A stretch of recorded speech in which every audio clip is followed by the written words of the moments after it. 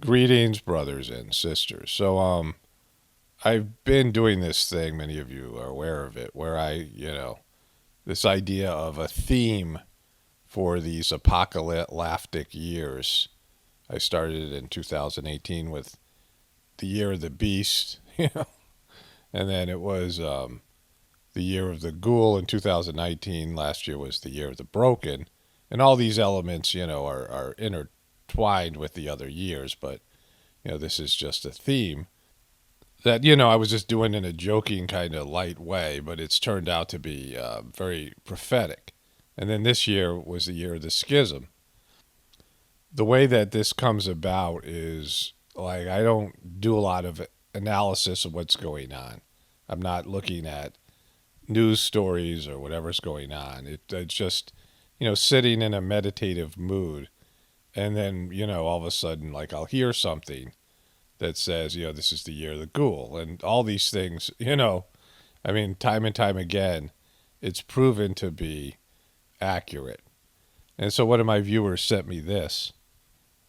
Concerned is that we have some sort of a schism, is that we have some sort of a schism, is that we have some sort of a schism. The schism is deeply infected by politics. The schism is deeply infected by politics. The schism is deeply infected by politics. So there it is. And this could be a father and son having a conversation here. They have very similar features. He looks very sad. Fauci looks a little bit sad. It's sad, Fauci. So I have a bunch more stuff to get to. Some Britney stuff, some Kamala stuff, some, stuff to do with JoJo in Afghanistan. But this is how bizarre things, have gotten. And there's two ways of looking at schism. It's a divide. And it's a divide between people, which is getting exacerbated. Just, the division between people and their ideologies and their belief systems and all these things. More and more separation, more and more schism. But also there is the schism within a person where people are divided from themselves, right? And then there's also the schism from what's real and what is just, made up BS that is, stuff that is contrived, right? Fake. The schism between reality and the fake agenda and the fake reality that they're creating. And so this thing happened. Naomi Osaki wins Best Female Athlete at ESPYs, says the past year has been really tough. And so here's what she did in this past year. In her public appearance since withdrawing from the French Open and Wimbledon over health concerns, the four-time Grand Slam champion attended the show on Saturday night, where she picked up the award for Best Athlete in Women's Sports. Now, there are four major events in tennis, and the biggest one, I believe, is Wimbledon.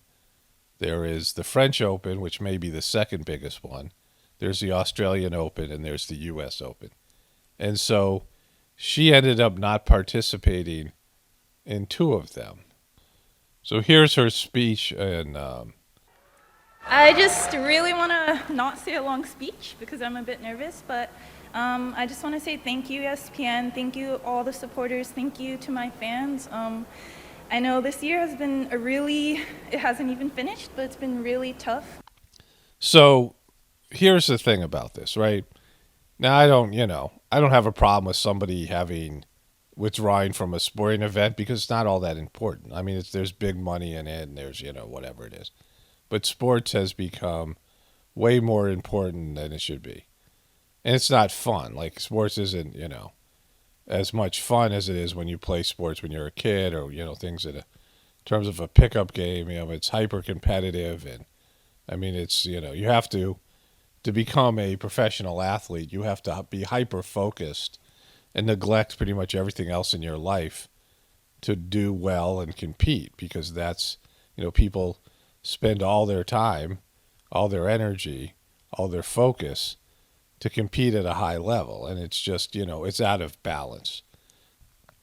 I don't care about her withdrawing from these tennis events, right? Doesn't matter to me. Doesn't, I mean, certainly doesn't owe any of us an apology or an explanation, whether you're a fan or not. People go through things. She seems to be an introvert or whatever it is. So, like, I don't have a problem with any of those things. But giving her an award for the best female athlete when she quit on two of the biggest events, the French Open and Wimbledon, and the U.S. Open hasn't even happened yet. I'm a little bit surprised that they do the ESPYs in July. It doesn't make much sense because there's still a lot of sporting events to be played and things. But it says it's the 2021 ESPYs.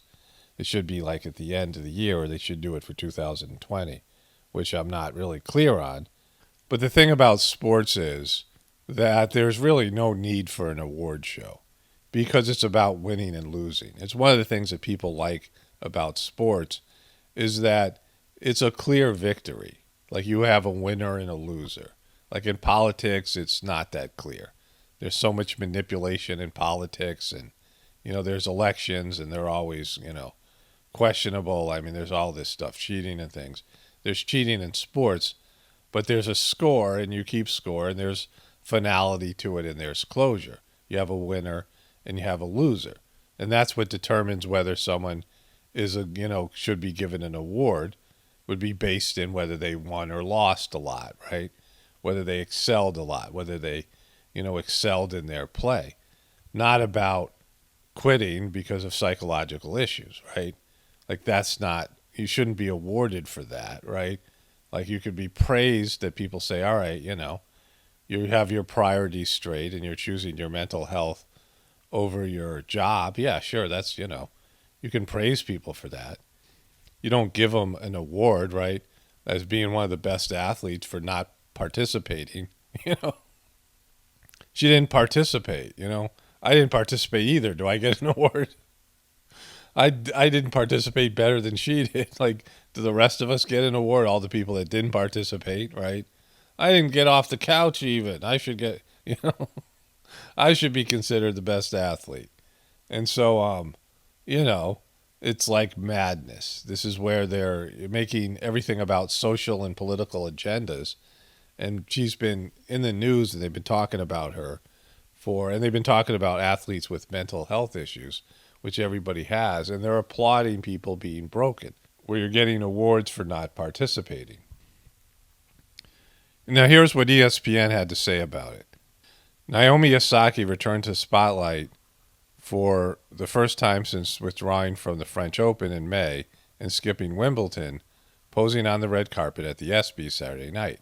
The world's highest paid female athlete faced a slew of photographers in New York, with one being heard urging her to have a nice smile as cameras clicked furiously. Osaka offered a fake closed-mouth smile in response. Osaka won as best athlete in women's sports at the annual show, honoring the year's top athletes in sports moments. So her withdrawing and not participating is being honored for, being a top athlete. Tom Brady won best male athlete, men's athlete, for, winning the Super Bowl. That's always in question. Here's the what happened here. Thank you. And so they're literally giving sports awards for non-participation. Just think about that. Like, that's how crazy things have gotten. Biden put America first in exiting Afghanistan. He just can't say it. It's unlikely that any outcome will make Americans believe it was worth going back or that it was wrong to leave in the foreseeable future. There's a couple things about this. Now, Trump withdrew from NATO because America was Europe's army, the world's army. And it was always on America with our massive army to defend all these other countries. And he wanted more money and more compensation and didn't want to fight other people's wars. And he was highly criticized, right, for putting America first, And Joe Biden was a part of, he voted for the Iraq War. He voted for the Afghanistan War. He voted for all these wars. He was a part of the Obama administration, which was about, the Arab Spring, right? He was vice president and a senator, and he was for all these wars, right? For the military-industrial complex. He's an insider. He's a, career hack politician. And so here, let's listen to this. Operation in Afghanistan will conclude on August 31st, bringing an end to America's longest ever war. In a speech yesterday, the president defended his decision to pull out of the country and said it was up to the people of Afghanistan to determine their future. This girl, she looks depressed. Maybe she should not show up for work and get an award. She's looking at how depressed and low energy she is. Thank you both for being here this morning. Monica, I will start with you and some of that defense that we just heard there from the president. How has he said that he's come to this decision to withdraw troops even earlier than expected? As we're hearing about these concerns that the Taliban is making these advances, we've been talking about women and girls in the country. What is he saying more? Tell us more than just that soundbite about. So the women and girls, these were women who had to, in the past, women and girls who had strict behavioral type of codes and dress codes, and they were very repressed. And so when America took over, when America came in and got rid of the Taliban and the establishment government, and they, were creating a situation where there had to be, where they did regime change, then these women started to be more free and more, modern. And now they're going to be tortured and, everything that they've done and everything that they, have been doing while the Americans were there. And all these interpreters, all these people who were, working with the Americans, they're all going to be tortured and they're all going to be, they're going to suffer. And so that's what everybody's saying, right? Soldiers that are there, that all these people, they're being set up, pro-American people, people that help the American movement there, are going to be, screwed over. Doing this earlier. Well, when the president announced his plans for withdrawal back in April, he set a target date for the 20th anniversary of the 9/11 attacks. But then we saw, in his own words, that he considers speed as safety. So that is why he had such a swift drawdown. And more than 90% was complete by yesterday when he made this announcement. So the bulk of the work is already done in Afghanistan. But the president essentially defending a position he has held for a while now, which is. So this has been very controversial. The war sucked. It was, there was no reason to go in Afghanistan. Let's go and hear what they say. President Joe Biden can't speak the obvious truths about his decision to rapidly withdraw U.S. troops from Afghanistan. There was no good way to leave. America lost more than it gained in a 20-year war, and the Taliban is almost certain to take over now. To say any of those quiet parts out loud, Biden would undercut the political value of being the president who pulled the U.S. out of its longest war, and his decision has all the makings of a political victory. Well, you mean he's lying then? Like, are you counting this as a gumball lie, right? Like you're saying he's lying. That he is, trying to say that this was a victory, and it wasn't. The Taliban, who were in control in the first part, the whole reason for the war was that Osama bin Laden was hiding out in Afghanistan, and, whatever those big events that happened, the big event that happened in 2001, and that the only way to get him was to go and invade Afghanistan and get rid of the Taliban, which was friendly to Al-Qaeda, right? And so getting rid of the Taliban and regime change so that there wasn't future, a future harbor for people like bin Laden was the reason for the war. The only reason. The Afghanistan people, the Afghanistan government, the Taliban themselves did nothing to America. Only this idea that Osama bin Laden was there. Now, there's other more realistic explanations, like the opium business. The opium business is very profitable. Just like oil is profitable, but opium is more profitable. And the Taliban was suppressing opium production, which skyrocketed under the American takeover, American occupation. And so that's a more realistic version of what happened, right? And they're saying this guy's lying because he knows, and everyone knows he's up there. I covered this speech, that as soon as America leaves, the Taliban are taking over. and the opium production will be shut down. I think that's why people are upset at him, the people who are benefiting from that. Remember all the opium crisis that we had with all these, opiate-based drugs that hit the street, many of them prescription drugs. And I want to talk about, there's a movie I saw that, talked about this. Maybe I'll get to that at the end of this video.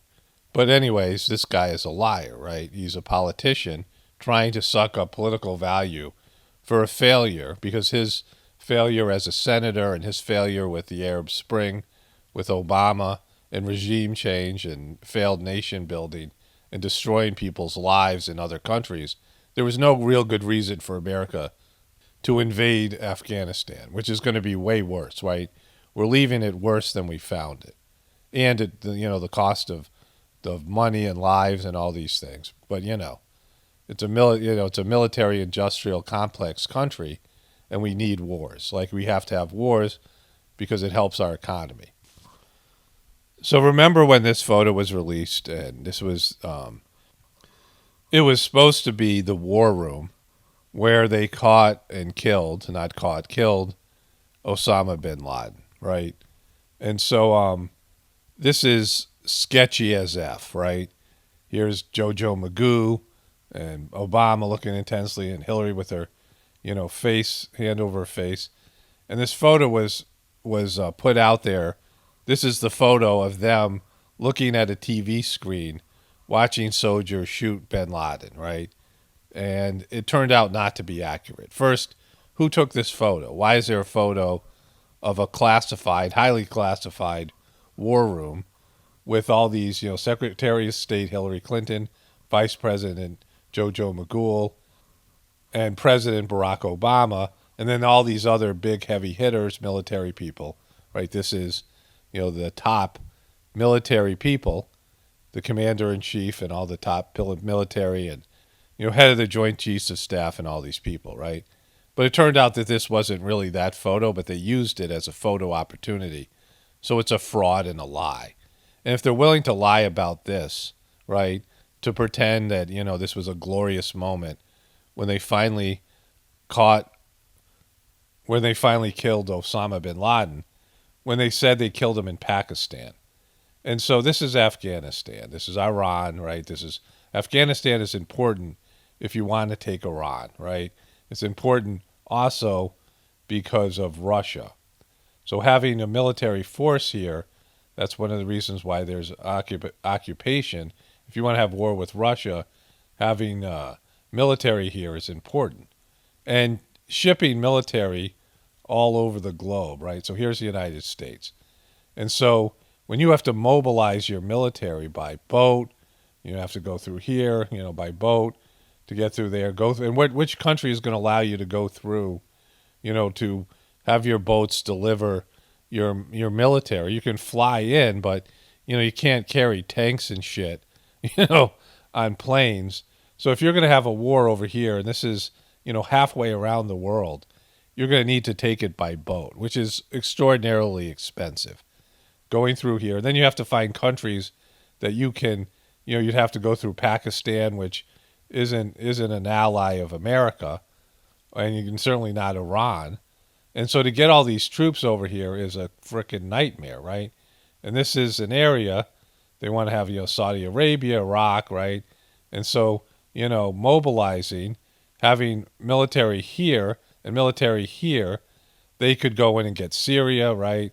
They could go in and they did stuff in Jordan and in Egypt, and so, which is right here. Like, this is all the Arab Spring stuff, right?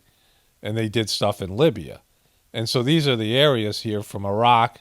They went into Libya, and they were able to have their planes fly over from Iraq and destabilize the airports and take down Gaddafi. And they took down the Egyptian government, right? I mean, Israel is a central figure here. They're protecting Israel because it's surrounded here. And Saudi Arabia, which is a American, is an American ally, a very strong American ally. And so these other countries, they want to surround Iran, right?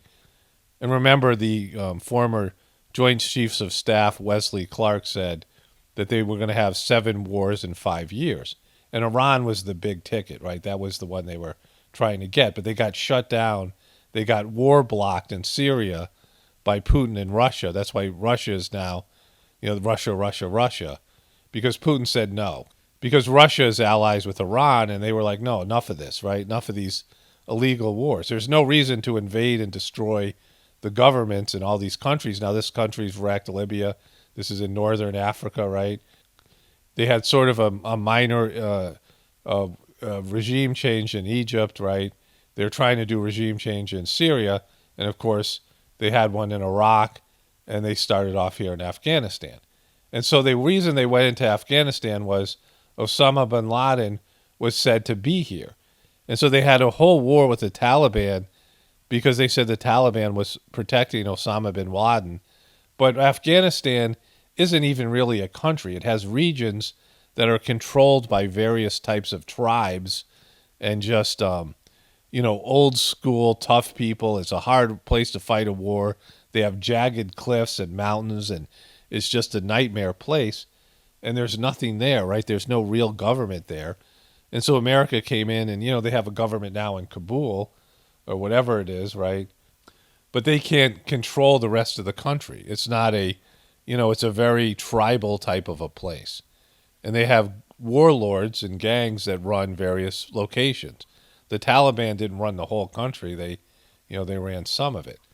And so it's a nightmare. Like I said, it's, a place where empires have fallen trying to take over Afghanistan. It's just a bad place to fight a war, and the people there are just like tough. They're very warlike, and there's been all these wars there. There's no oil, so why would they be going there? Why do they care about Afghanistan if there's no oil? Well, it's a great place to grow opium, which is very profitable, and strategically, it is a good place to be. It's a good place to hold strategically. But they failed to get Osama bin Laden in Afghanistan if he was ever really there, if that was ever what this was about, because of the, people wanted war after the big event in 2001. And so at some point, Osama bin Laden supposedly made it into Pakistan. But America didn't say, all right, now we're going to go with war in Pakistan because they're harboring this guy. They didn't, they couldn't do that because Pakistan has, different allies, China, and, Russia certainly wasn't going to tolerate that as well. But China is Pakistan's big ally because of India and China have an issue, right? So here's China, here's India, and China and India have, various types of, they're fighting over water up here. This is the Himalayas where the Mount Everest is, and there's these, it's a very spiritual place. There's a heartfulness ashram up here, up here in the mountains that is just supposed to be spectacular. This Himalayan ashram at Sadkol. This is Sadkol, where the ashram is in the Heartfulness ashram is, and it's a retreat center. You're supposed to go there and be silent. It's a, you're not. It's a very it's like a spiritual retreat center, and it's really hard to get to. You have to go through these mountain roads, so it's just on the border here. Here's the Himalayan mountains. Just a spectacular place. I've never been there, but the people say that the spiritual condition, it's so refined and so peaceful, and it's very easy to meditate and connect to God there. It's a real nightmare, like I said, difficult challenges because it's in the fringe of India, here's Nepal and Bhutan and these other countries. And so at some point they said Osama bin Laden went into Pakistan, and then they had that, this thing, right, where they allegedly caught him with Hillary Clinton and her famous, hand over her mouth, which, was something that she wasn't very good at. But this thing seemed fake. This thing seemed faked as F, right? Because the whole reason to go into Afghanistan was to catch bin Laden, and he got away. And they, who said, and he, he was 6'5". He wore white, right? He wore white and all of his supporters wore black. He's a giant of a man, and he had kidney dialysis machine. His kidneys had failed. And Pakistan and Afghanistan, where they were, this mountain region, is a tough place to travel. And they have drones and satellite imagery and footage. And, why couldn't they just take the guy out with that if they knew where he was, right? And they went in here and they got rid of the Taliban, and then they, started to, the CIA was guarding the opium fields. We know that, soldiers, all that stuff. And so America started the opium production. They grow poppies here, and that, started to happen. And Osama bin Laden was forgotten. And then America went into Iraq for no apparent reason, because Osama bin Laden was supposed to be over here. And Iraq had zero to do with the event of 2001. And so people are like, why are you going into Iraq? And, there was all these wars. And then there was Iraq, which now is a mess. Iraq is a complete mess. And Afghanistan, and we've withdrawn. This is where ISIS was allegedly created, by the American government.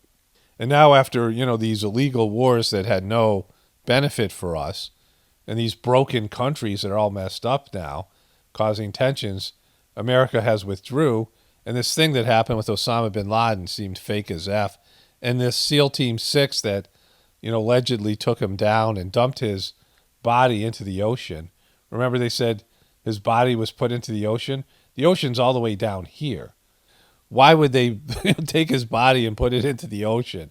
Like, think about it. The war was up here, right? He was, on the Afghani and Pakistan border. And this whole thing, and SEAL Team 6 that was supposedly the military unit that died in a helicopter crash, right? SEAL Team 6, what really happened on America's deadliest day in Afghanistan, where they lost 39 people because of a helicopter crash. Obama put a target on their backs, SEAL Team 6 family says, right? Navy SEALs from unit that killed bin Laden among those lost by this helicopter crash. U.S. forces took him out during a raid on the compound in Abbottabad, Pakistan, where he and some of his family were hiding. After identifying his body, the military brought him aboard the USS Carl Vinson and buried him in the northern Arabian Sea the same day. So here's where they allegedly killed Osama bin Laden, right? And this is, northern Pakistan. It's farther north than I thought. Up here in the mountains. And here's the Arabian Sea. So they flew his body out on helicopters and came onto the ship here and just buried his body, just dropped it into the sea. Now, Osama bin Laden was a part of the very wealthy and royal family of Saudi Arabia. It's a family of billionaires, and some of them live in the United States. They have relationships. They've had government contracts. They're involved with all these businesses that are, U.S. friendly. And he's their relative. And, these billion-dollar families, let's say the guy ended up being sort of a black sheep and went against the wishes of his family. Do you think they were like, oh, right, just throw him in the ocean, right? Do you think his family is like, yeah, just dump him in the sea. We don't want his body back. I mean, aside from, giving the world proof that you actually just killed him, you think the family would be a little bit upset that you just dumped him in the sea? A family that has power and influence in Saudi Arabia and America and has relationships with prominent politicians and business people. You think they would want his body back, right? And he was an American asset in the original Afghanistan war between Russia and Afghanistan. He helped Americans defeat Russia and Afghanistan. And so he was an ally, trained and armed by the United States government and part of a royal family. And who's to say he ever stopped being an asset? That's a whole other story. But, this whole thing is just completely sketchy and fake as F, right? And so they went in and created a war here, and they did regime change for whatever that means in Afghanistan. They took over the country from the Taliban, who was still in power in some of the rural areas because Afghanistan's a big, difficult place, and it's a place that you can never conquer because it's tribal and rural tribal people. The U.S. Special Forces raid that killed mass murderer Osama bin Laden may bring more questions than answers. Although bin Laden denied the infirmity in 2002, Pakistani President Pervez Musharraf said bin Laden had a kidney disease and had 2 dialysis systems shipped to Afghanistan where he lived. Now, this guy was somebody who grew up with a silver spoon. He grew up, and these royal people in that area, Middle Eastern royal people, and he, came from this very established, wealthy family. This is a family that is, worth $7 billion. And they are, this is a family that has had, connection with the U.S. government. They've gotten contracts from the U.S. government. And so this is somebody who grew up as a billionaire, in a billionaire family. He is, was in his 50s, and really he looked like he was in his 60s. And if you have kidney problems, like, you're not going to go to this region, one of the toughest regions in the world to survive. They have harsh weather conditions. Mountains are always tough, right? And these mountains are really tough, and it's very primitive there. Like, they don't have the type of, this is third world type of country stuff up here, right? Tribal, primitive type of living. And so that guy who's grown up with wealth his whole life, somebody who grew up with privilege, and, they said that he sort of left his family in shame, but I don't think that's the case.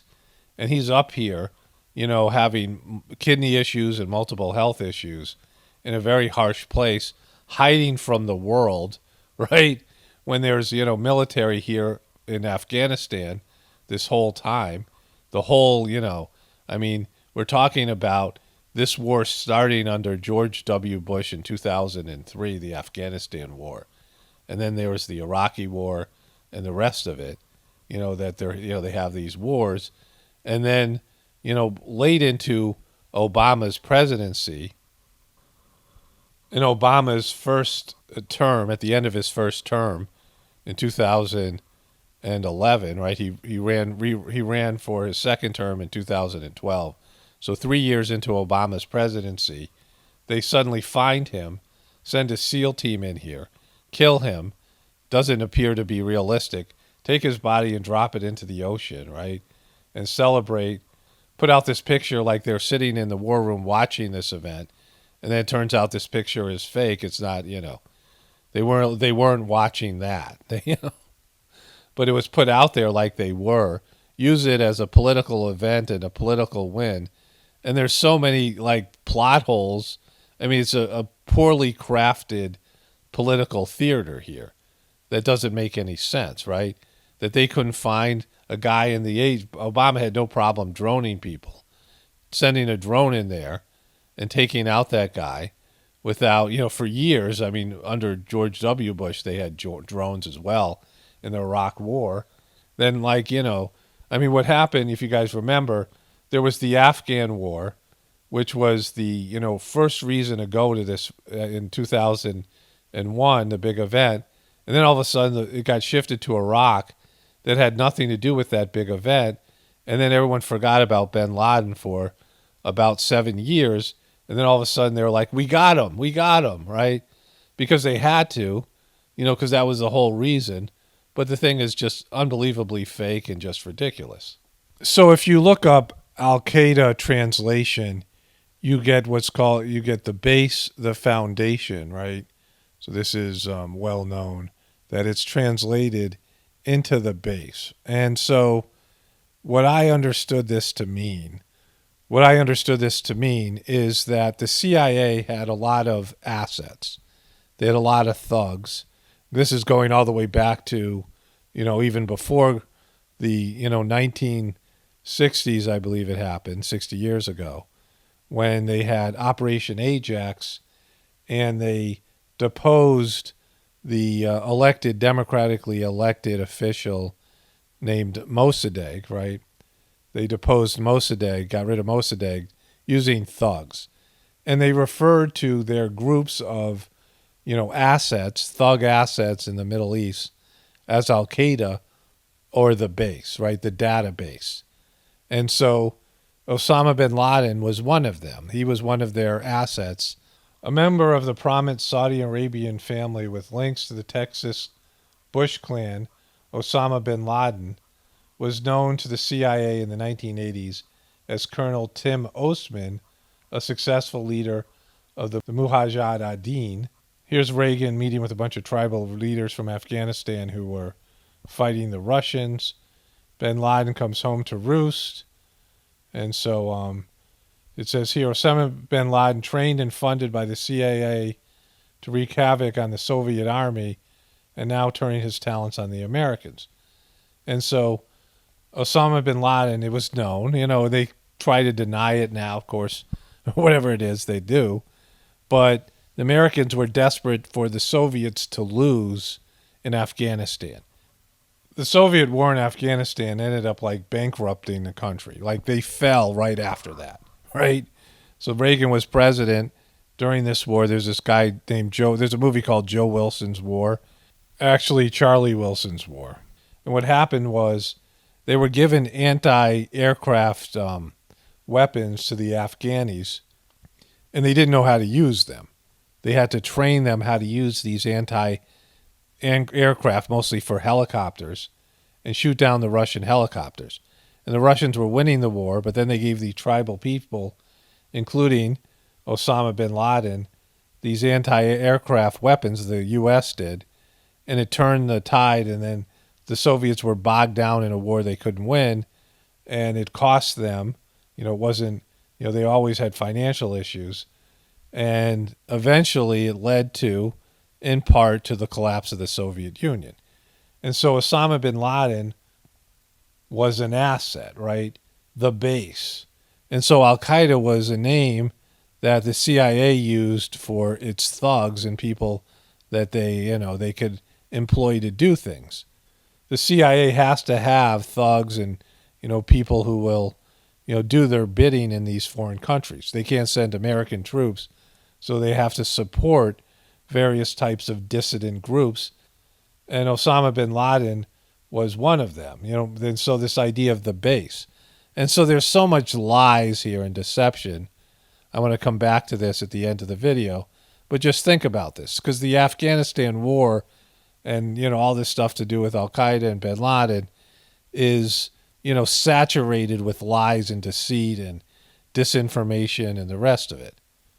So let me just recap this, because I was just talking to my wife about this. And there's many people who are, they claim to be awakened or woke, or, they're awakened now, and they got awakened by most recent events, right? That now you're a truther. In the past, I don't know, 2 years or 5 years or even 10 years, right? So if you woke up 10 years ago and you're looking at people today and calling them sheeple and saying, why don't they wake up, right? Why are they so stupid? Why can't they see this? Why are they so asleep, right? But if you woke up, I don't know, in 2010, this is the same thing we used to say about you. You were a part of the sheeple. You were the part of, you believed in George W. Bush. You believed in the, maybe still do. Who knows, right? Maybe you're only partially awakened. And all of us were asleep at one time. Like all of us believed in the narrative that we were given. Do you understand this? We were lied to, all of us. We have been lied to by the media and by the government. And at some point we realize they're lying to us. And then it becomes, how comprehensive is our understanding of where that comes from, the history of it, why it's being done, and all of it, the whole picture. How many people see the whole picture even? And even if you do, like at some point you believed in it, right? Like you had to come out of your stupor, and it's a process, right? Waking up and seeing the world through God's eyes. I mean, the biggest lie is that God is somehow far away from you, or God doesn't exist at all. That science rules and God doesn't exist, or God is controlled by a religion or one person, and your access to God is only through that one person or that religion or whatever it is. And none of those things are true, right? God is within you, it's within me, it's within everybody. God is everything, is at the basis of everything. And that you can connect to God by going inside. That's the primary teaching, the primary thing I focus here on this YouTube channel, the Heartfulness Meditation, that facilitates your contact with the part of you that's God. And until you have that awakening, you're not really even on the path. And when you have that awakening, you're only in kindergarten. You're only in first grade, right? You're on your first step of your spiritual journey. And there's lots more awakening. And so when people think they're enlightened now because they figured out the government's been lying to them, which has been pretty obvious the whole time. So let me take you through this recap, especially for people who are very upset that other people aren't awakening to what's going on today, but they slept through all of this. Many of you slept through this, what I'm about to tell you. So let's go back to this article from MSNBC News. Biden put America first in exiting Afghanistan. He just can't say it. So he's lying and withholding information. I mean, both of these things, this mainstream news source is saying he can't say the truth.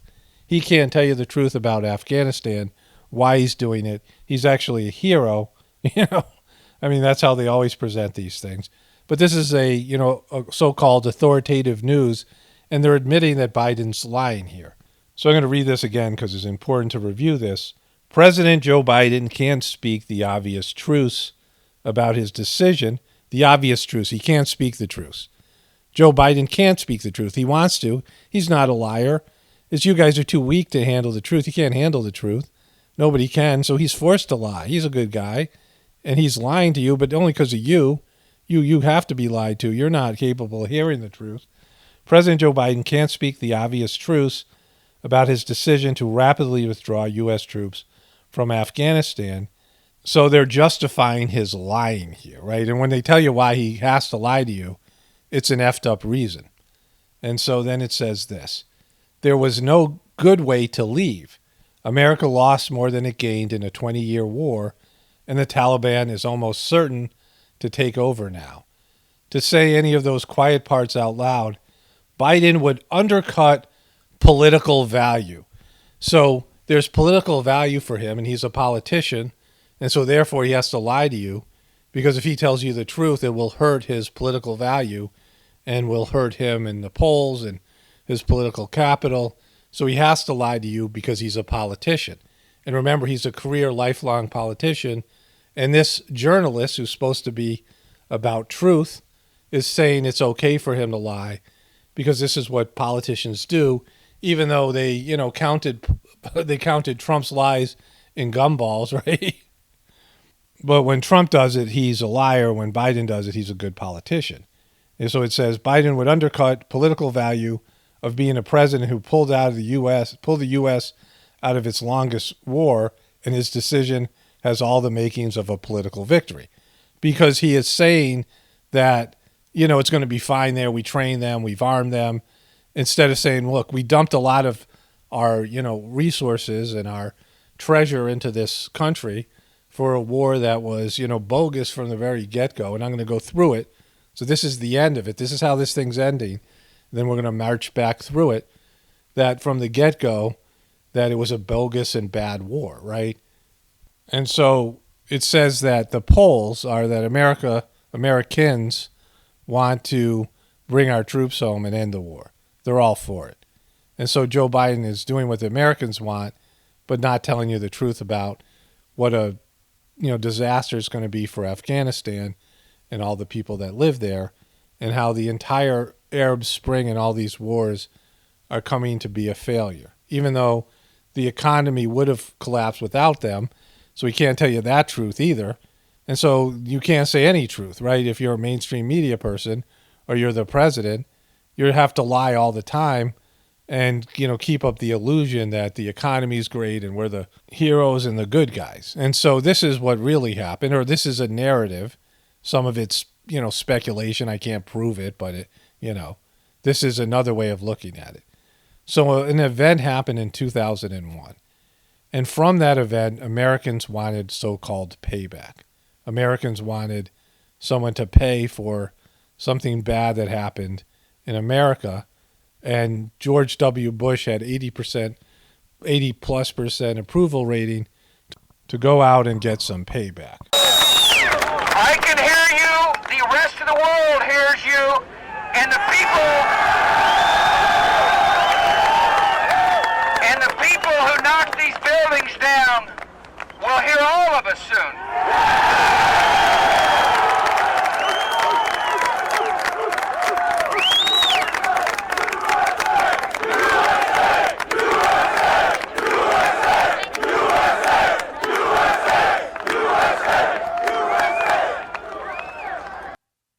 So they end up blaming this event on this guy, Tim Osman. I'm sorry, Osama bin Laden. His nickname in the CIA, his code name, was Tim Osman. And he came from a rich Saudi family, which, I've discussed already. A billionaire family. Someone who grew up with privilege. And his country and family has many ties to the United States. Big business here. Owned buildings and businesses. Worked with the United States. Had U.S. government contracts. And this guy ends up being an asset for the CIA. And at some point, he's been armed and trained, and his people have been armed and trained by the CIA. At some point, they say he turned on us, he turned on the country, and he's responsible for this big event. And so, to get this guy, politicians who are proven liars say that they have to go into Afghanistan where he's hiding because they can't take him out anyway. And they have to go into this country that has ruined empires and get rid of the Taliban, even though the Taliban isn't in charge of the region, because it's a regional country, right? A primitive tribal country with these jagged mountains and, these mountain passes, right? These passes where you can only get through the mountain by going through these particular pathways. Like that happens in America. We use dynamite and explosives and things like this to create these passes, these pathways. But in the, olden days, when they went west, when settlers went west, and when the Native Americans traveled over these mountains, they had these specific passes where you can travel through. And those passes are, when you're traveling through them, you're completely vulnerable as a military. And so when the Russians fought in Afghanistan, they were using helicopters, so they didn't have to go through these passes. And they were, winning substantial, because you can't use airplanes in the same way. It's hard to get air cover with these mountains. And the primitive people can just hide out in these passes.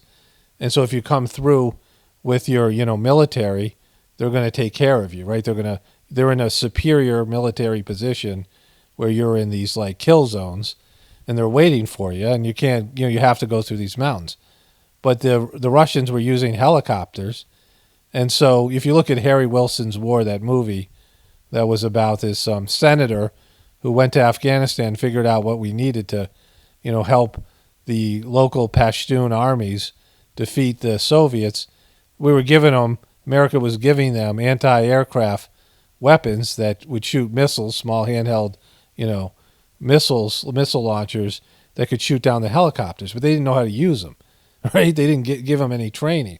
So they went in there and trained them, and the next thing they know, they were shooting down all these Russian helicopters, and the war was lost, because now they had to go through these mountain passes without their helicopters, and they were screwed, right?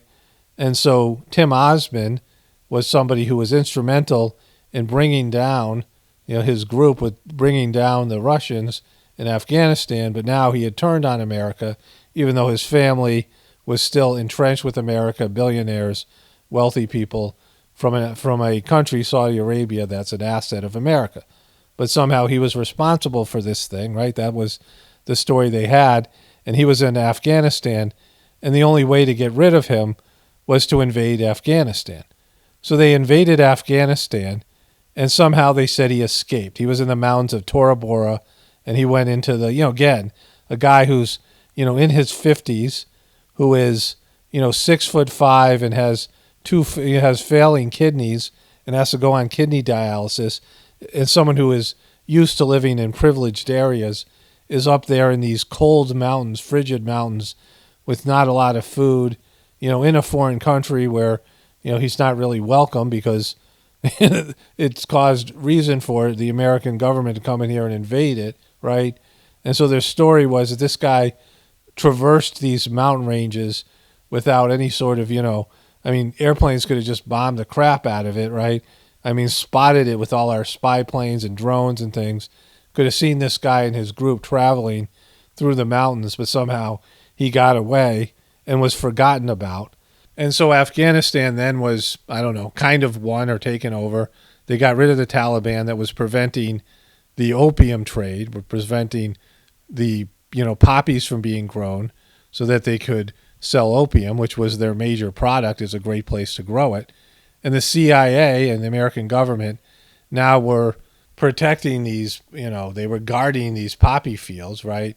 And all of a sudden the opium industry took off. The same thing happened. My brother was in Vietnam, and he said that he guarded the poppy fields. The CIA was involved in that as well, which we know from that guy Gary Webb, right? Which happened again when he busted this, drugs for money, this Iran-Contra. See, the CIA wants to do missions, the intelligence community, CIA particularly, that they don't have to get congressional oversight. They don't have to make these missions legitimate. But to get money for missions, they have to go through the government, and they have to involve Congress and the news media. And so they want to run missions, so they need money for it.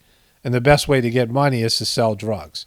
And you can see this has been documented in many movies. You can look at that movie, Gary Webb, who was a reporter who busted this story out, and he was disgraced, and he ended up dying, a suspicious death. Another movie that's a good movie to watch is American Made by Tom Cruise, who plays this character, Barry Seal, who was a famous person who was running drugs. He was a former pilot, who was running drugs for the CIA. Again, a real person based in a real story. I mean, whatever, Hollywood did to it, but it's based in, facts, right? And he ran drugs for the CIA. Eventually he got busted a few times and was killed, right? Another guy who died an early death. So going back to the article, and, I started this little segment with this is the recap of my report here. I'm doing this after I've, made all the other parts, even the parts that are coming next. I'm in the editing process here, but I thought I would stick this in there, that this news report said, about Biden, the truth he can't tell you about. This is the truth that you can't tell people about, right? The truth that many of you slept through, right? All these things that went on for years. I slept through it. I was a kid. These things were going on, right? Iran-Contra. I was a little kid when Vietnam was happening. But then it happened again in Afghanistan. And if you're going to say that the Iraq wars and some of these Middle Eastern wars were wars for oil, well, Afghanistan has opium, which is far more valuable. And so America took over Afghanistan, forgot all about bin Laden. Bin Laden wasn't talked about. Nobody was like, all right, when are we going to get bin Laden, right? And during this period of time, we had an opiate crisis because now there was so much more supply of opium because Afghanistan was now growing opium again. And all the opiate crisis is, there's a movie I just watched about this. I'm going to cover that in a video hopefully tomorrow. It talks about the science behind this, the corrupt science. But they are just revealing the truth in movies and all these other places, the truth that Biden can't tell you about, right? According to the MSNBC. And so then what happened was George W. Bush said, we need to go to war with Saddam Hussein. And I wasn't, awake as nearly as much as I am now. And I was buying into the official story in 2003. But I was awake enough to go, why are you going after Saddam Hussein? Who was another American asset, who was armed and trained by the American government, but then he's supposedly turned on America, even though, that's questionable as well. And so they said we have to go after him because he is a threat, even though he had nothing to do with this thing that happened in 2001, and that he has the ability to make nuclear weapons. He has yellow cake uranium. And again, that turned out to be completely false. This woman, Valerie Plame, and her husband, Joe Wilson, right, who was, many of you guys hated this guy. Many of you right-wing former Republicans who were asleep back then hated this couple because they were Democrats and they were liberal and they were going against your president. And Dick Cheney and his crew attacked and smeared and outed a CIA agent who was, trying to tell the truth of what was going on, and her husband for writing an op-ed, right? And they blew the cover of a covert operative, and all the people that she was working with were now vulnerable. I mean, there's a movie they made about this as well, right? And so, there's that happened, and then all these other whistleblowers that were there. And then Colin Powell going in front of the UN and saying that Saddam Hussein had all these weapons of mass destruction that when America invaded were not there, right? So again, it was documented after the fact that the reasons we went to war and destroyed this country, I mean, millions of people died. Over 1 million Iraqis died. So many people in suffering, right? For a war that was completely unnecessary, that had nothing to do with anything against America. Saddam Hussein did nothing to America and was no threat to America. But then there were the oil fields. And Al-Qaeda had disappeared by then. But now there was, what came out of the rubble of Iraq, because all the army folded into the army and the Iraqi government, especially the elite Republican Guard, Saddam Hussein's elite forces, folded into the community. They just withdrew. They took off their uniforms and they went into hiding, and then they created this resistance that made this legal and unnecessary war go on forever, right? I mean, it just draining, and it took the focus off of Afghanistan, and Osama bin Laden was a forgotten guy. But then they made a deal with this Republican Guard and these ex-military people and created ISIS. And the reason I say that it's a deal is because, what happened with ISIS, they were funded by an oil field that the American troops had planes to bomb any trucks or any, people coming in and out of the oil field. They didn't even have to destroy the oil field.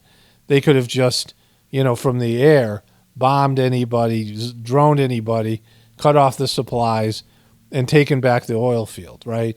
They didn't need anything but a few planes to dismantle ISIS's funding. But since ISIS was working for them, because they needed something else, because Al-Qaeda, the base, was no longer an asset for the CIA. Again, this is factually, I mean, if you look into it, this is the most logical narrative. And so when Trump came in and he said, I'm going to get rid of ISIS, what he did is just didn't let the CIA use them as an asset, and they disappeared. But now that Biden's here, they'll probably make a comeback at some point, because they always do. And so there's that, right? So we went to Iraq. That turned out to be an illegal war, a bogus war. All these people died. It was just, all the lies that now, all the lies that they told to the American people to justify that war are now factual. We know that Saddam Hussein didn't have any weapons of mass destruction, that they didn't really have any proof, and that the reasons for going into Iraq were completely bogus. And then Obama, who's left with this mess, right, from the Bush administration, but he continues the lies. Him and Joe Biden and Hillary Clinton, they have this thing called the Arab Spring, which I'm not going to cover here, but it involved lies about Gaddafi to create a regime change there that was lies, and the British government. I mean, I've covered this so much in other videos. And so the lies keep on piling up here. So the American war in Afghanistan began in 2001 and in Iraq in 2003. They got out of Iraq mostly in the Obama administration, but still, some things are lingering there, but mostly that war is over. They're just ending the Afghanistan war. But midway through it, 10 years ago, 10 years after the war started, Obama claimed to have killed bin Laden, Tim Osmond, right? He's the forgotten Osmond brother. They said they killed him in the Pashtun, the mountains, the unlivable mountains, these really tough area to live in Pakistan, right? A country that's not an American ally, right? And, somehow American troops were able to go in there, SEAL Team 6, kill bin Laden, take his body on the helicopter, fly back to the Arabian Sea, dump his body into the ocean without anybody seeing it, right? This should have been a much bigger deal than it was, because he was the whole reason for all of these illegal wars and, bullshit wars in the Middle East, right? I mean, created all this havoc. He was, the most wanted worldwide criminal, but they end up killing him. Nobody sees the body, dump him in the ocean, and then all the people, all the soldiers in the SEAL Team 6 that allegedly took him down were killed in a helicopter crash, when it seemed like maybe some of them were going to start talking or whatever about, what really happened or didn't happen. And many of you bought all of it, right? Maybe you thought, oh, you were a Republican, so you questioned some of the Obama stuff. But for the most part, you bought this whole incredible story, right? That turned out to be exposed time and time again. If you just think about this little detail, that both Osama bin Laden and Saddam Hussein, who were the two key figures, the two villains in this war, used to work for the American government, were trained, were considered American assets by the CIA and the American military-industrial complex. And so there's two stories here. There's one story, the official story, where at some point there was a break between these guys in America, where they turned from being a friend to an enemy. They turned from being an asset to a liability, so much so that there had to be wars. And if you believe that story, I mean, many of you don't, but the people who do, if you believe that story, then you should say to the American government, stop arming and training assholes that eventually are going to turn on you, and they're going to be killing American soldiers with the training and the weapons they gave you, that we gave them, right? It isn't working. That two of the biggest assets that you had ended up turning on us and causing these horrific wars. Stop doing this. It doesn't work. And, you know, it didn't work in Iran years ago when they got rid of Mossadegh. It's a proven failed system. It doesn't work. When you guys arm and you train tyrants, they end up always causing more problems. And so either they're doing your bidding or, you know, what you're doing is counterproductive. It's failed. It doesn't work. Stop doing it. Or the other thing is that they were never, you know, enemies. They've always been assets, and they were used to make excuses for wars that were lies from the very beginning. And these wars have been proven to be lies by other agencies, by, you know, admissions later on after the fact, but that we've been lied to about these wars. And so this mainstream media article is saying Joe Biden can't tell you the truth about the Iraq war or the Afghanistan war. Well, you know, I just gave you a bunch more of it, right? And so up until that event in 2011, when they allegedly killed Osama bin Laden, right, this official story, most, you know, a lot of you were asleep. A lot of Cubies were asleep. A lot of people, you know, I mean, partially awakened. And so when you look at people today and you go, why can't they wake up with all the stuff going on? For the same reason you were asleep in 2007 or 2009 or 2015 even.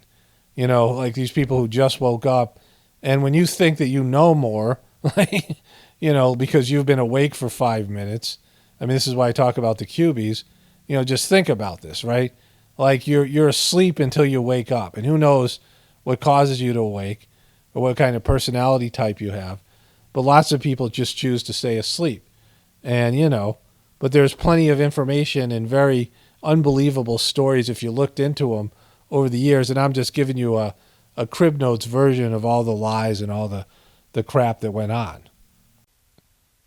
And so let's go to Kamala Harris. Harris slammed for saying voter ID laws would make work for rural voters. And so here's this. Underestimate what that could mean. Because in some people's mind, that means, well, you're going to have to Xerox or photocopy your ID to send it in to prove you are who you are. Well, there are a whole lot of people, especially people who live in rural communities, who don't, there's no Kinko's, there's no Office Max near them. People have to understand that. You mean they don't have cell phones? They can't take a picture and send it in? And so rural communities are, again, I mean, she's saying that people that live in rural communities, and this is how out of touch she is, like more importantly than anything else, there's no Kinko's or Xerox. You know, I don't think I haven't seen a Kinko's in years. A Kinko's still exists. I mean, everything's digital, but people now use their cell phones to, you know, send in pictures of their driver's licenses. And so, I mean, that doesn't sound that hard. Doesn't sound like voter suppression, because almost everyone has an access to some sort of cell phone device, right? that when we're talking about voter ID laws, be clear about who you have in mind and what would be required of them to prove who they are.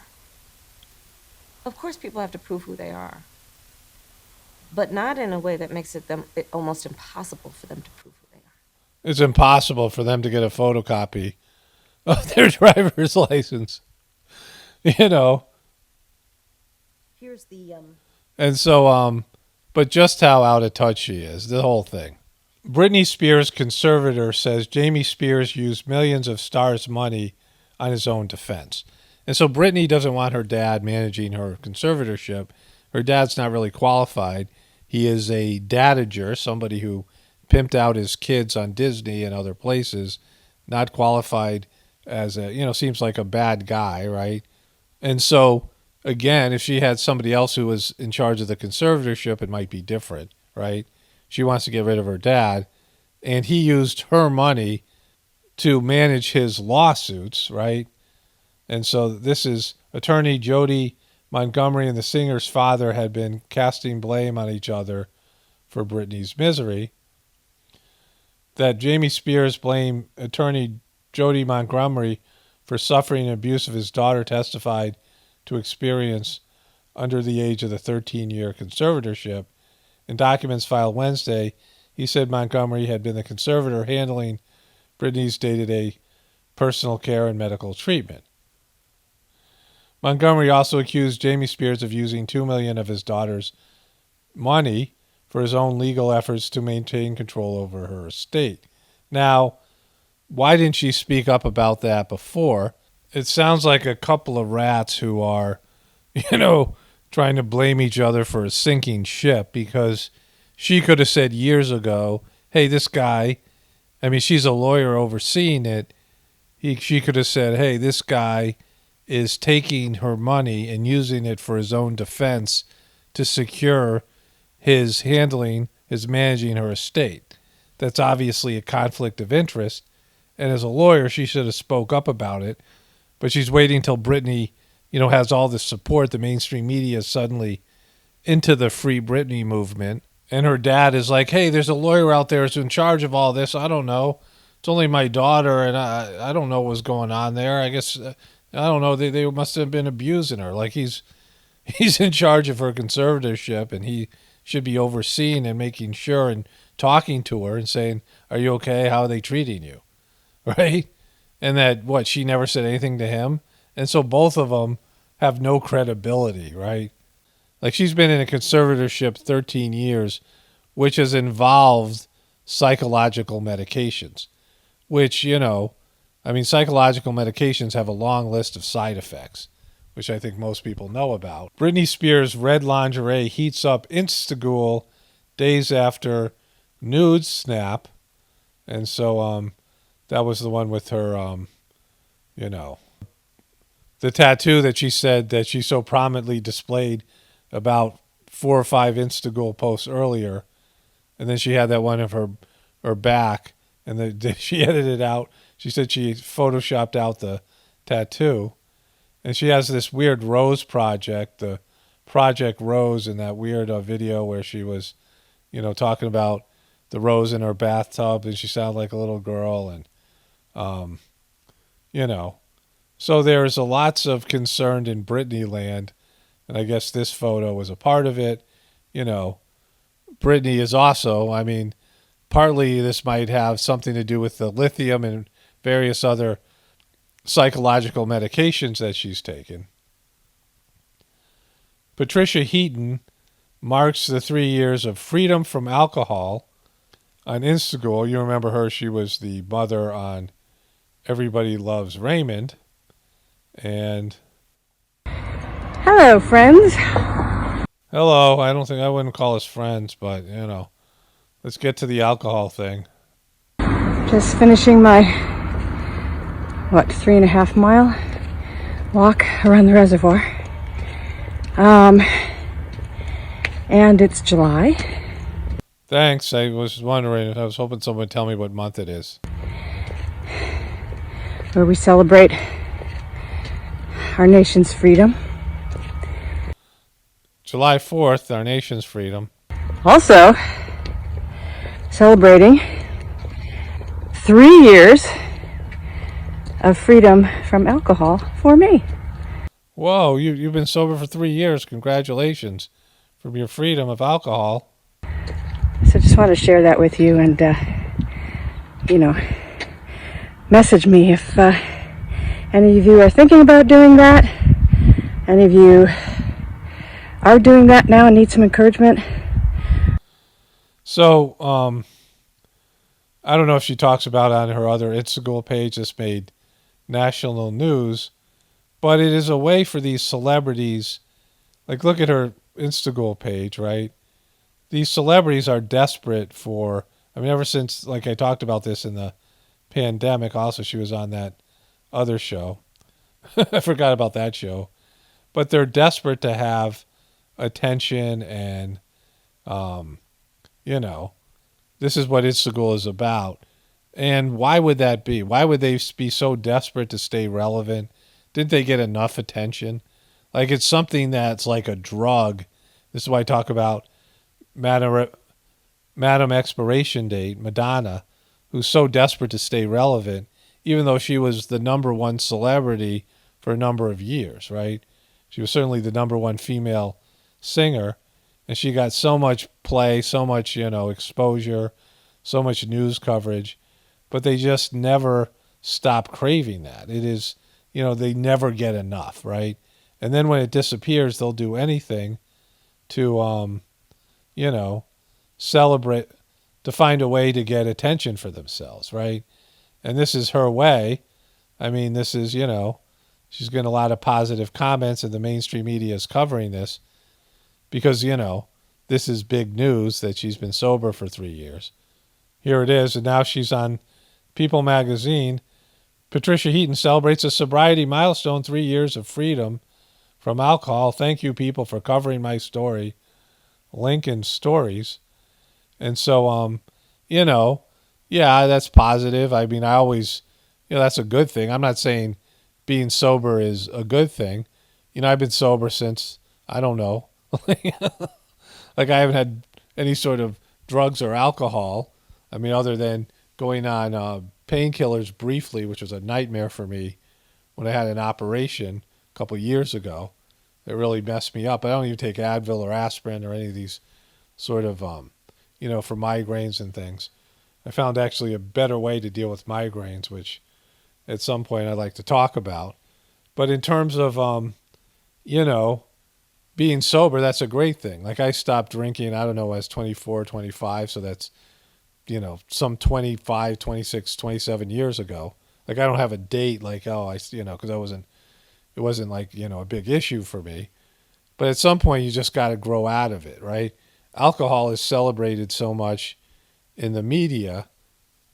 When you watch movies and TV shows, watch how many times people take a drink. Watch how much alcohol plays a part, people going to bars, old people drinking martinis at lunch. Alcohol is such a big part of movies and TV shows. They're always drinking, right? There's always, people. And again, when you get older, your liver doesn't work very well.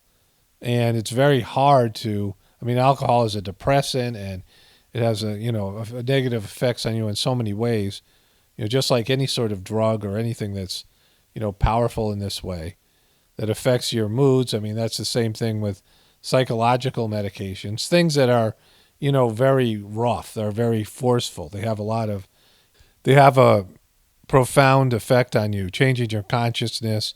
Things like beta blockers. There's these various type of medications. Some of them, are aspirins and things like this that block your nervous system from sending, sending information to your brain and saying, hey, I'm in pain, right? There's all these things that, actually do bad things to your body. They prevent your body from functioning properly or impair something, right? Alcohol impairment. They impair your ability to function. And people put those things in their body all the time, which is, and again, there's all the processed foods and all of it. Like people are poisoning themselves all the time, right? And it has long-term effects. And you're like I talked about, Monday Paul screwing over Tuesday Paul, right? Like how many times do you screw yourself over earlier on in life? Like you drink a lot and then you have liver damage, or you smoke cigarettes and you're like, oh, I don't care about future Paul. Like, I don't care about future Cindy Lou. You know, you know that these things, you know what they do. You know what happens to people who smoke cigarettes. So you're, you know, upping your risk of lung cancer, and you're giving your future self, you're screwing over your future self by doing these things to your body, you know, and then all this way that it's promoted by the media, and I mean drugs and alcohol and processed foods and unhealthy things are promoted by, you know, our culture, and you end up screwing over a future version of yourself. You're sabotaging yourself. And on a spiritual level, I've talked about samskaras, you know, from the Heartfulness meditation. And samskaras is something everyone needs to know about. Like it's a fundamental teaching that's had such a profound difference in my life. And I am, you know, personally, like you have to figure it out for yourself, but personally, I'm 100% convinced on it based in my spiritual experience. And so this idea, which I didn't understand until I was, you know, 29, 30 years old when I was reading the literature of the Heartfulness system, is that on a spiritual level, you have these things called samskaras, which is a Sanskrit word which means impressions. And as you live your life, and when you live your life where you're in harmony with God, and you have this idea, it's called constant remembrance in the Heartfulness system, but you have this idea that God and you are sharing an experience, that you have an experience with God, then you don't create these samskaras, which is, you know, something that everybody should really want to not create, right? Should really, you know, not want more samskaras. Samskaras are whatever you think, say, and feel, all these things that you experience in life that form an impression. And they can be good things, they can be bad things. But if you watch something, like, for example, if you listen to a song and then you go to sleep and you listen to the song over and over again, and then you go to sleep and you close your eyes and the song is playing in your mind, right? Like you can hear the song, you can, you know, you're like singing it internally. Or if you see a disturbing scene in a movie and then you go to sleep, you close your eyes and you see the scene over and over again, something disturbing happens in your life and you can't stop thinking about it. You're obsessed with this. Now, this is a strong samskara, and it's a deep impression, and it's something that, you know, like with the Heartfulness system, you do a little cleaning. You have this thought that all the day's impressions are going off of your back in the form of smoke and vapors. There's stuff on the Heartfulness app, and there's stuff on the Heartfulness YouTube channel that tells you about cleaning, how it works, and you have to do the Heartfulness system. You need to receive the transmission for the cleaning to work properly. But it's something that you clean away these impressions.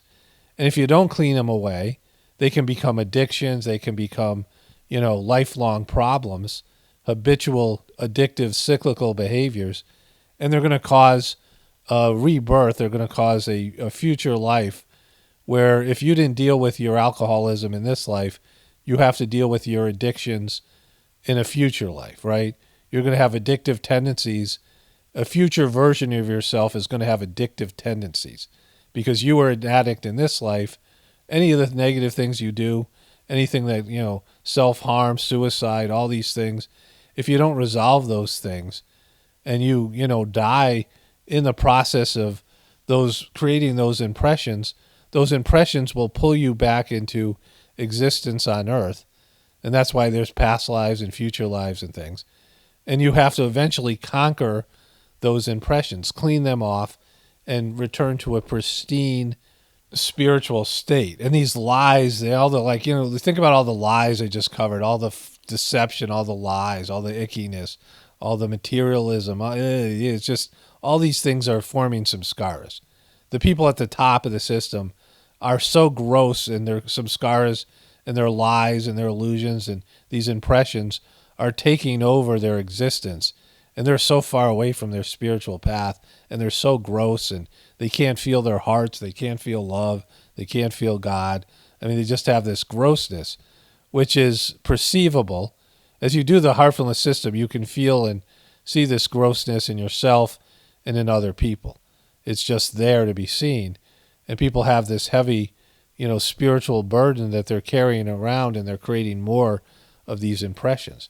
I mean, this is what, everyone needs to know. You're screwing over yourself by indulging in things that are, even, after a while, they're not even enjoyable anymore, but they are forming this spiritual grossness, this solidity, and they're weighing down your soul and keeping you from achieving your spiritual goals and moving along your spiritual path. And so the heartfulness system, when it first started, when Lalaji, the first master of the system, there was no cleaning. Like he didn't, cleaning wasn't a part of the system because the people that were coming to him were much purer.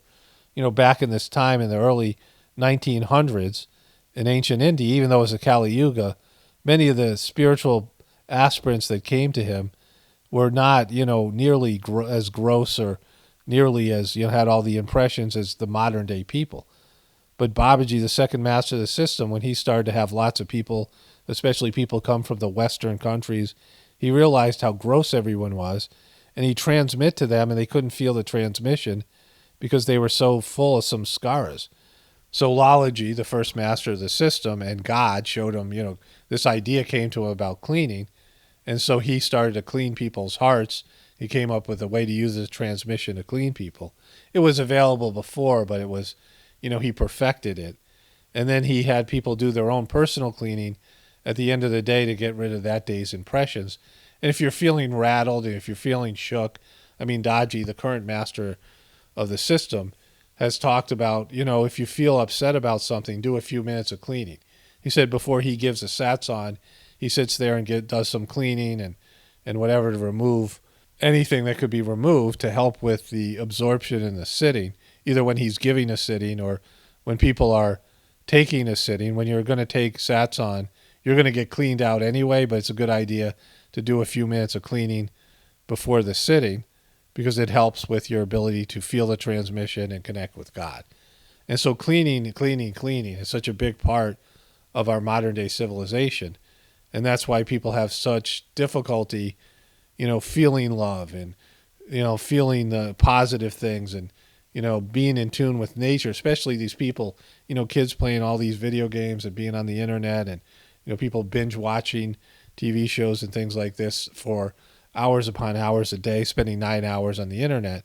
And just even in terms of truthers, all of you who spend your time and, just looking at a lot of fear-based, fear porn, right-wing truther stuff and how the world's coming to an end and, all this negativity that's there, it forms these impressions and it warps your ability to see reality. So a lot of the stuff in the truth community is actually hurting people's ability to perceive and feel the truth because it's, people look for what they want to see, right? Confirmation bias. And there's just a lot of negativity and blaming, it's all about these guys and those guys and it's about Biden, it's about Trump, it's about, Hollywood, it's about the lead, and all these various ways of people trying to demonize one group or another. But in reality, what you're supposed to be doing in terms of the spiritual purpose on this planet is that you have some skaras that bring you into life. You have impressions. And these impressions are going to be tasks. They're going to be challenges.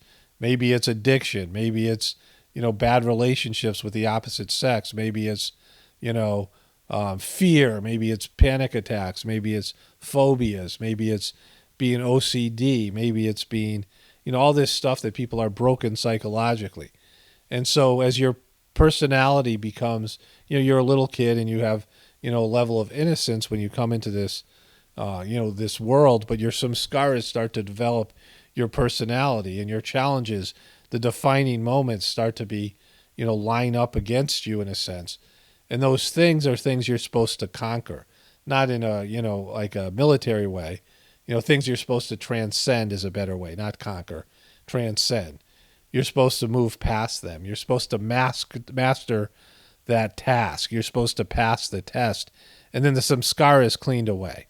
In the heartfulness system, the samskaras can be cleaned away so it's much easier to pass the task, to pass the test. And so Babaji was asked, what does the cleaning do? He said, well, like let's say you're going to be stabbed You're going to have to experience that on some level, but I can change through the cleaning process a knife into a pin. So if you're going to be stabbed by a knife, if that was part of your, of your task, of your, whatever you're going through, he could minimize it so it's being stabbed with a pin. And so that was, part of the beauty of the cleaning process. But you still had to experience it on some level. That's why people get sick before gatherings and go through difficulties traveling to a gathering, or emotional things will come up in them because all these things are being pulled to the surface so they can be cleaned off. But it's been said over and over in the heartfulness system, it's your job not to create more samskaras. And we live in a time where samskaras are, people are creating deep impressions, deep spiritual impressions on a daily basis. And it's why the world's so effed up and why people are so messed up. And so, they lack the ability to see the truth. And these are all things, when you do the heartfulness system for a while, you can start seeing in yourself and in other people. And you can feel the impressions, like you'll go to do your nighttime cleaning and there'll just be this heaviness you'll feel, or there'll be images or whatever else. And so this is something for everybody to, consider, because it changed my life. Like understanding samskaras and not working against myself and screwing over a future version of yourself. Like I know of a number of past lives that I have, or I've had, that there were some things that I did and some, whatever it was that screwed me over in this life, like I'm consciously aware of it. I went through a whole process, and, you don't want to like screw over a future version of yourself. And most people are doing it and they don't even understand the half of it. Only spirituality will save this world. It's Paul Romano, definitely reporting from the Apocalypse and the Ascension. Everyone have a blessed day and be grateful.